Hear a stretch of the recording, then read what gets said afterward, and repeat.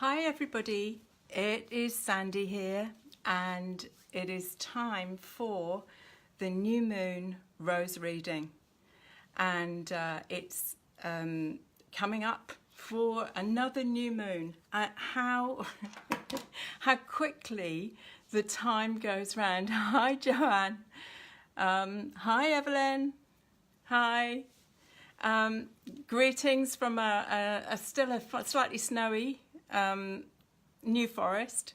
We've still got snow laying, but nevertheless, this is a fascinating times. Hi Sass, and hi Hella. Wow, there's loads of people this evening. How very lovely. That's wonderful. Hi. I'm going to have to put glasses on because I can't see. Hi Joe. Hi. Wonderful. Jay. Hi. Hello. This is a real delight. Thank you very much for joining me for the new moon rose reading. And I have been endeavouring to get ahead of the wave, ahead of the energies of the new moon, so that we can get a sense of what the roses have got to offer us as wisdom in this coming time. And this new moon is at 15 degrees of Aquarius, and it's pretty significant for me because my birthday is on Wednesday, and I have two other friends that are 6th of February babies as well. And so coming in for this new moon, we are all very aware that we have been waiting for this new moon to really step into the energies of 219.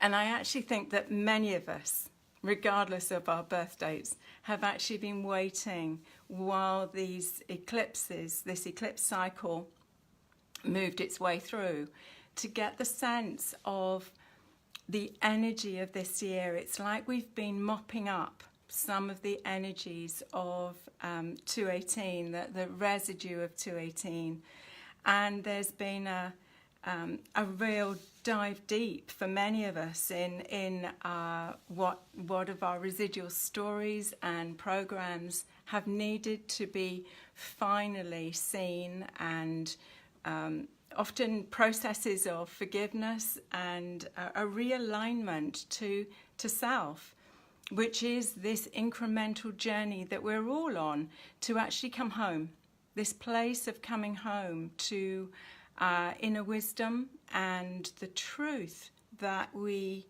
are only really beginning to access in this new coding and new frequencies. There is a big shift that's going on as we move into 219, and we've spoken of this before in the fact that it is a preparatory cycle that takes us through to January of 2020. So these are powerful times. They are times of challenge for some, and almost a place in which we've been doing this mop up and this clearing process. But actually what it's been doing is it's been readying us. Hi Julie, hi. To move into this next phase of our work. And all of the planets are direct until the beginning of March. So we're being given the help, we're being given the encouragement and support to actually start to work our way forward, perhaps with new offerings, new gifts, new sharings, and a real sense that there is a big shift that's going on. There is a big sense that something that you can't, it's not quite tangible yet, but there is something that's actually really bubbling underneath that has got an excitement to it that we don't know quite what it is, but there is an energy that's shifting.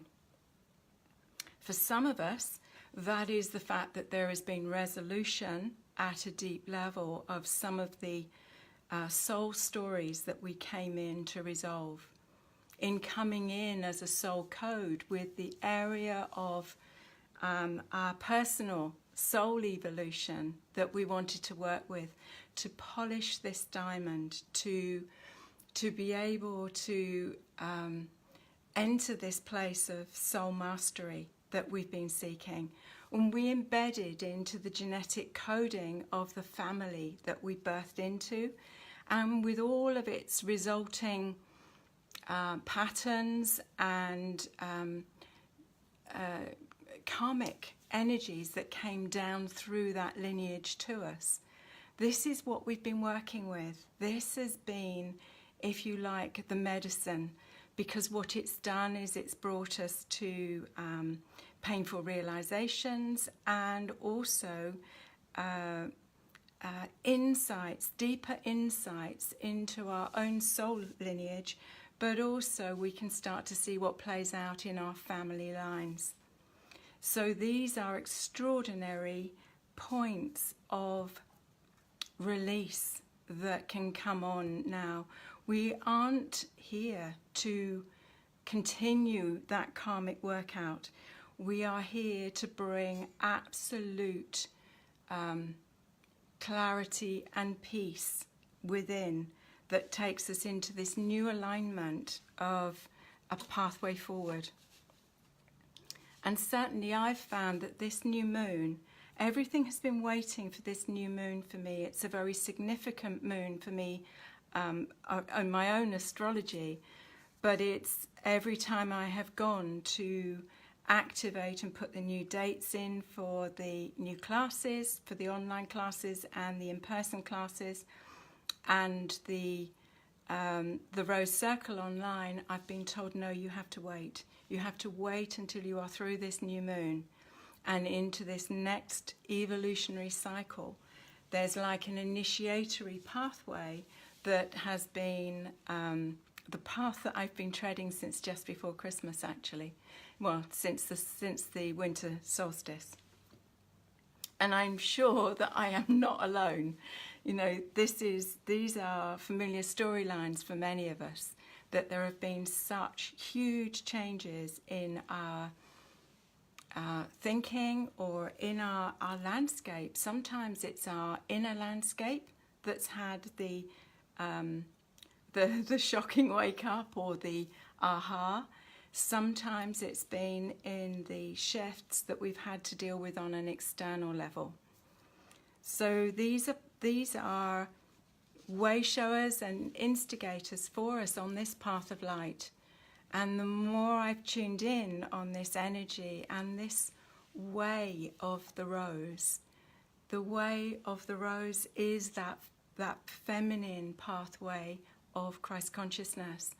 And for many of us that have chosen or are part of that rose sisterhood or are drawn to the way of the rose, it's not necessarily been an easy or a comfortable journey to get to this point.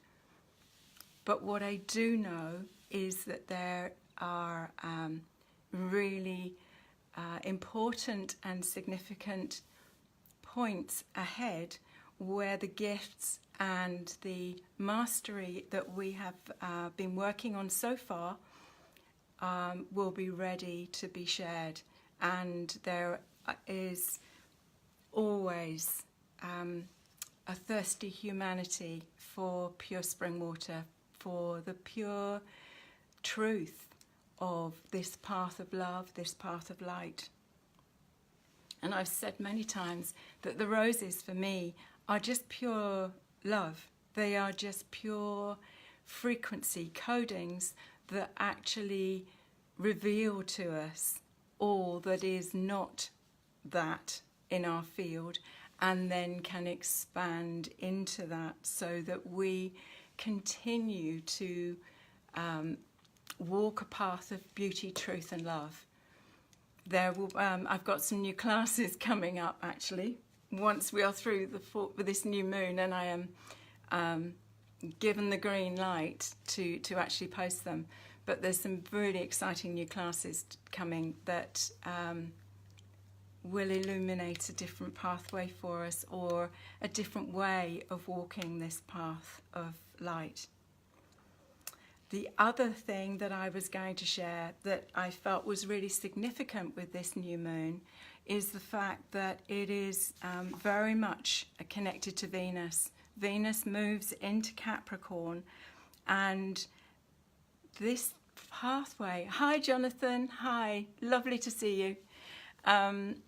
So this pathway of Venus into Capricorn feels to me to be very much about heart, and this place in which we can be both open and vulnerable, but also that vulnerability is our power. Hi, Renee. Hello. Thanks for joining. So yes, this place of the openness and the vulnerability, but actually that leaves us really strong and clear. It's a super place to get to. Hi, Felicity. Hi. So in our vulnerability, as we know when we've looked, those of you that have done some of the rose work with me, and you've looked at the energy of rose 7, the rose that sits on the solar plexus, well, one of the 2 roses that sit on the solar plexus, but rose 7 is that translucent, that light-filled, that vulnerable yet so powerful aspect of our inner world. And when we combine that with rose 9, who is, it's like the Sekhmet of roses. It's like, you know, I have good boundaries. It's very simple, very clear, very strong. When we work these 2 energies together, there is a place of inner trust that allows us to be in that place of openness, of being able to share ourselves freely, and in that, what we would have perceived before now as being a vulnerability is actually a superpower, because what we try and protect ourselves from means that we don't say yes to life. There's always a conditionality that says, yeah, providing I don't have to go there, or I don't have to, don't have to deal with this, or I don't have to deal with that. So this place of moving into this supreme power that leaves us strong and clear is one of the gifts, I feel, of this Venus transit into Capricorn. And this strength of heart, this place of resource of the heart. And many of you know that, this is the place that has been most vulnerably hit for me in this last, few months in particular. And it's where the ongoing work is, for me, in clearing my storylines and the energetics that have been running around the wound patterns that I've been running. So we're all working in what way we can to polish this diamond, to be courageous enough to see our own storyline, and to work with huge forgiveness for the karmic patterning and the unfolding of our journey that has brought us this far. So what is this calling us to do, this Venus in Capricorn? Because this feels to be quite significant. As you know, the rose is so connected to the planet Venus, both in her geometry, but also as a carrier of love, as a carrier of the coding of love. So this place is asking us to be really grounded in self, really grounded in the place that we are prepared to put self first. And that is not selfish. That is about knowing that we cannot give from an empty cup.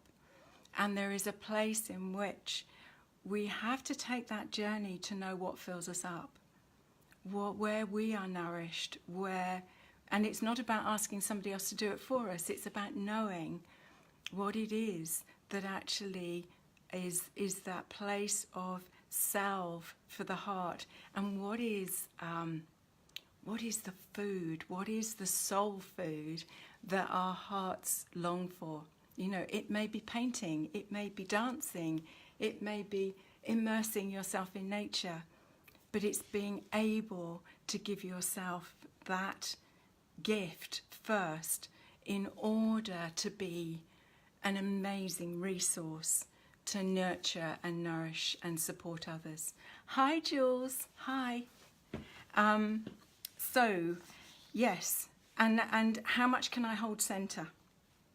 How much of this inner work that I've been doing allows me to hold centre in regardless of what's going on in the outer world, regardless of what's going on in my family or in my my working environment or in intimate relationships.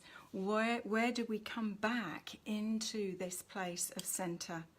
And this work is really calling us to absolutely know and trust that we can move back to centre and be present, be really present to what's coming up, what is triggered. So, if we look at this new moon, and you know, we can say, well, new moons are all about new beginnings or new opportunities or this openness to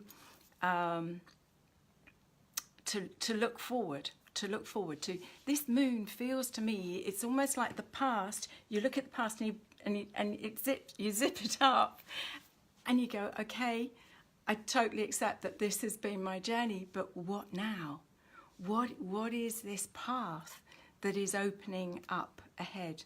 And as I say, with these planets all direct, we are in the optimum place to really start to co-create, to really start to make the steps that are going to make the future vision, because we are visionaries. This is our place of creativity that comes from this place of vision. That when we can hold this vision that has been often downloaded, it's been gifted us. Bit like when the roses arrived for me in 210 at the Alhambra. I had no expectation of that. I had just felt a huge connection and dialogue with the roses. But once we are downloaded with a vision to go forward, we have to wait for the right time. It's not about pushing a boulder uphill now. It's about holding that vision, nurturing that vision, really seeing how it wants to unfold and allowing the energy to then flow, allowing the doors to open, because when we step forward, the universe will come to meet us and allow the doors to open that will bring the manifestation into the physical realm with the vision that we've been given as holders of that. So going through this particular portal, it feels to me that we are being prepared to start to take the steps that we need to take to manifest this future, this path of the future. And we are being called to be unshakable, and we are being called to be grounded and to make this a reality. You know, this Venus in Capricorn, it's like Saturn and Pluto are in Capricorn.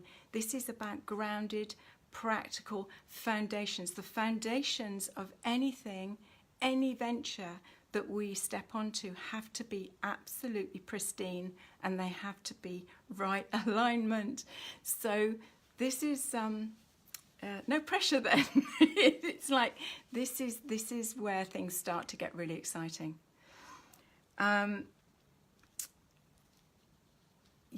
This is a place that also will bring anything that is not in alignment with our future forward vision to the surface. And it means that there are people that perhaps have been in our lives that we are going to have to step back from, that aren't in alignment with the pathway forward. There are changes that need to be taken, and that requires courage, and that requires an awesome focus on the path ahead. So, what might the wisdom of the roses have to offer us for this particular point? This point of this new moon, which interestingly coincides with the Chinese New Year, and it also coincides with a Japanese system called 9-star key astrology, which also looks at the flow of the your energy out in the world, where you're expansive and where you're contractive. So this particular point is a shift time in a lot of the different modalities or different ways of viewing the cycles of our lives. So it is hardly insignificant that we are now in this, I don't know, I just feel really excited. And I can't really explain to you why I feel excited, but there is definitely something that is starting to unfold for so many of us, you know, that is really, really positive. And I know many, including myself, had a really challenging year in 2018. There were a lot of very difficult things to deal with. And so there is a, as I say, I can't tangibly put my finger on what it is yet, but I know something is shifting. Oh, hi Angela. Yeah, so we are in interesting times, as they say. Are you drawn to Rose Card 1? Are you drawn to Rose Card 2? Or are you drawn to Rose Card 3? And as ever, they work together. They have an individual picture, but they all work together as an energy.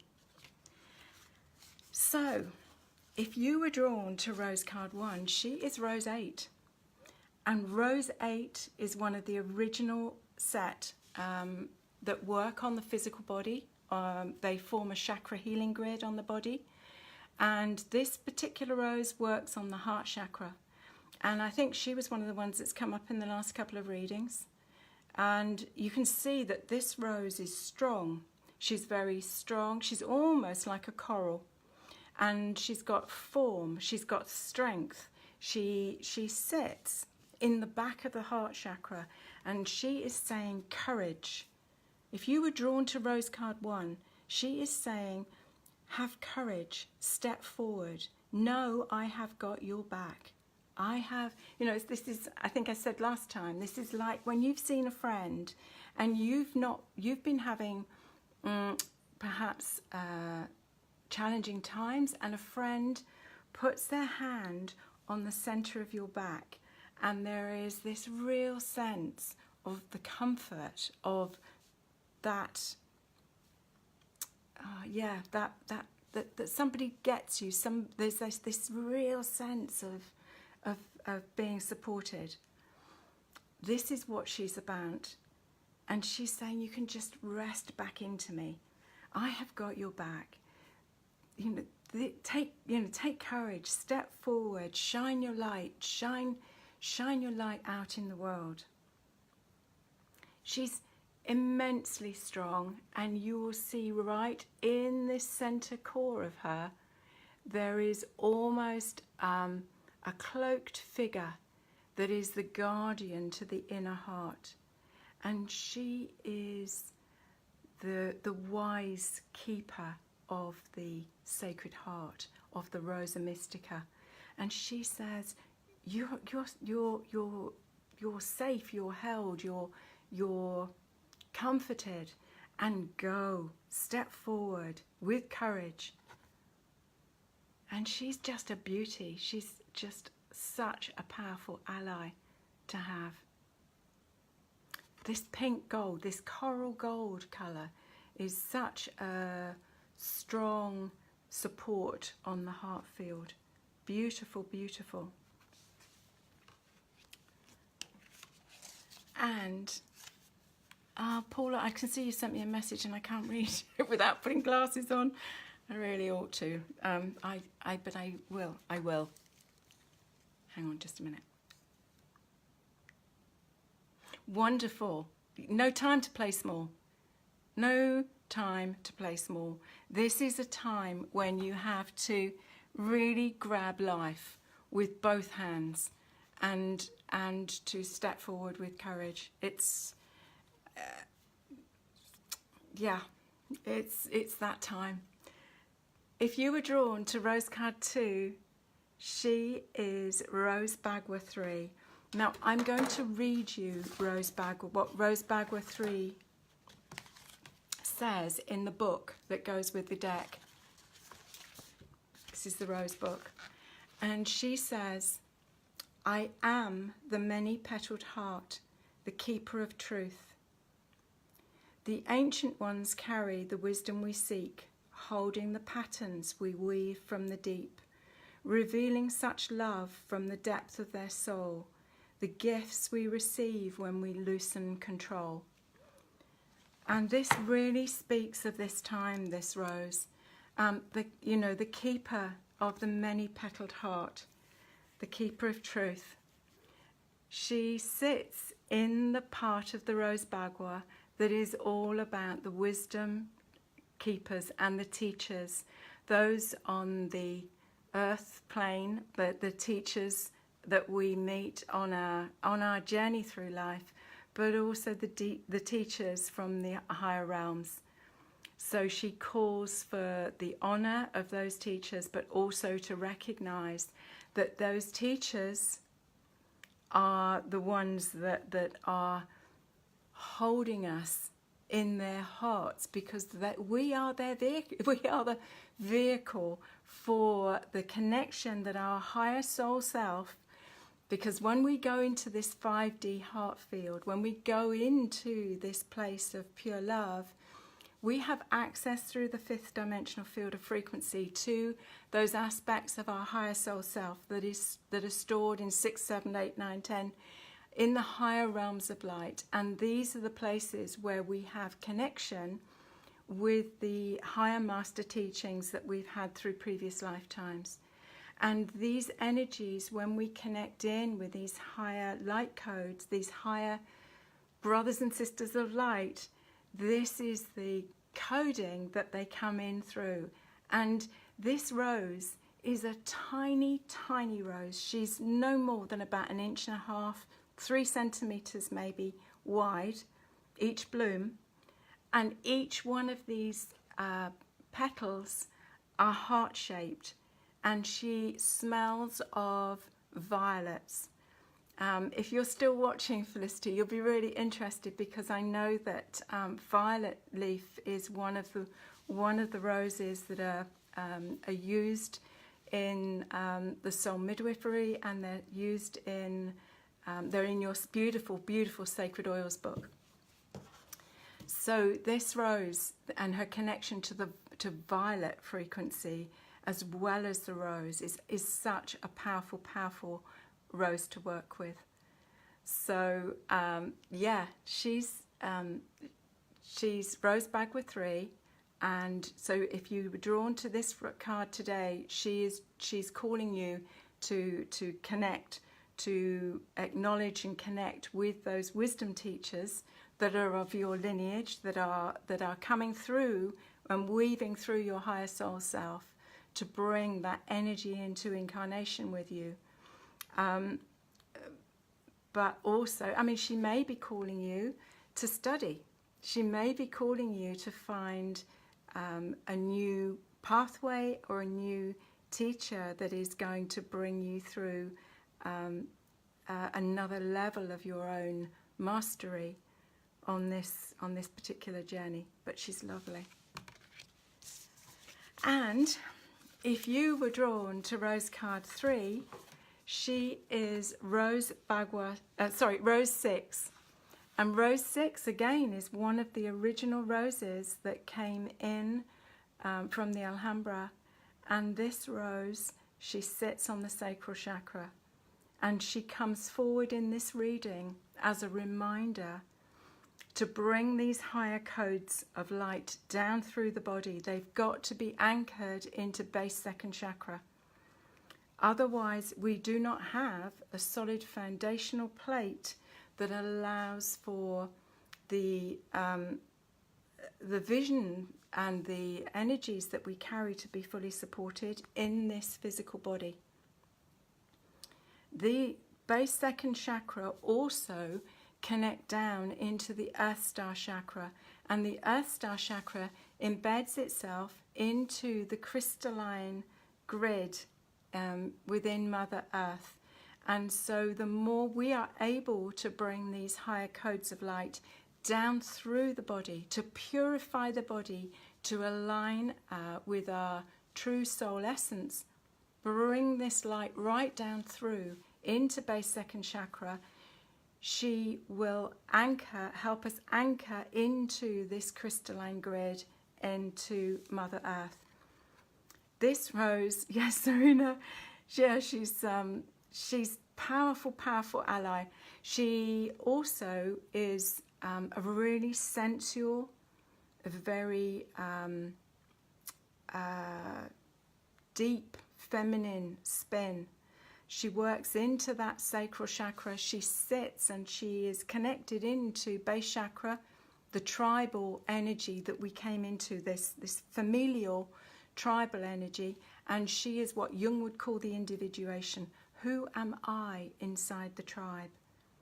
So she holds the imprint of self-love, self-value, self-esteem, and she is, when she is clear and she is in active spin, she allows us to connect through the heart and through the throat to express who we are, truly who we are.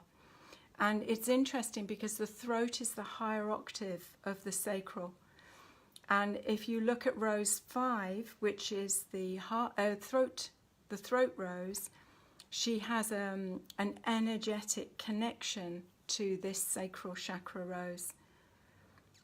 So if you're drawn to this particular rose, this is the one that's asking for a complete alignment within, and to be able to, I mean, it's where we sort of stand up for ourselves, really. It's how we stand for what our integrity and what our voices have come to share.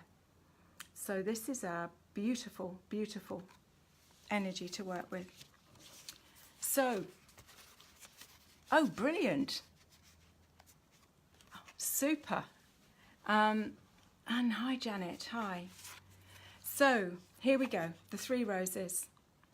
This place of resourced heart, of strong resourced heart. I have got your back. It's like the universe saying, I've got your back. Now just go and step forward with courage, because I'm here. I'm here. This rose, Rose Bagua 3, absolutely honouring the fact that when we are in connection with the third, with our 5th dimensional field of heartfelt presence, that we have access through the teachings of the wisdom carriers and the ancients. We have to go through this heart field to bring forward this beautiful, beautiful high frequency light. And that allows us to be wisdom carriers and way showers for others as well. This rose, she's calling us to remember to bring this light right down into the body. It's like she wants to dance. She wants this movement. She wants to bring an aliveness in the body that is absolutely vital to our overall energy in life. You know, just above this sacral chakra is the Dantian. It's where in all of the martial arts and Qigong, in Tai Chi, you would choose to take the energy and anchor it into this golden point of light. this is part of this field of energy that she holds. In my training in Arhatic yoga, part of the work of the Kundalini energy is to be able to circulate that down through the body and again anchor it into the area just above this sacral chakra, between the sacral chakra and the navel chakra. So there we are, powerful work, and this is a strong reading. This is our opening. It's like the keys to the door in opening this new into this new frequency that's going to allow us, and actually not even just allow us, but actually encourage us to activate, to, you know, the waiting time is over. We have to step out of the waiting room now. Once we are through this new moon, she is calling for action. What else have I got to share? New rose essence was bottled. It was made on the last full moon. It's an essence, and the keynote is anchoring the light. I have found her very powerful to work with so far. You can get her on the website. I've had new delivery of silk, so I now have new silk rose mats available. Beautiful, clear, bright energy on them. So these are really great for putting under your pillow to sleep with, or to work in meditation with them on the body. You can sit on them to travel, and they reduce travel fatigue and jet lag. And they're brilliant for your animals. If I leave one out, one of my cats is bound to sit on it. And it's also very good if you've had any pets that have perhaps been in the vet, at the vets. It's a really good recalibration of the energy for them. And we'll finish off with the violet gold aura alchemy bowl, and we've got our 3 roses for this time in the bowl. And of course, remember that you can make energy charged water by sitting your glass of water on 1 or all 3 of these cards, and the rose coding in them is you can, if you scan the water, the glass of water beforehand, put the rose card under the water and then scan it, you will see that the auric field of the water has expanded. And the roses are the same geometry as the cellular structure of the body. So when we charge the water on the rose codes, the energies are absorbed at a cellular level in the body. It's really beautiful. Anyway, here is the rose bowl. I'm not calling her the rose bowl, but she's the bowl of mastery. And yeah, let's just allow her the energy to come to you.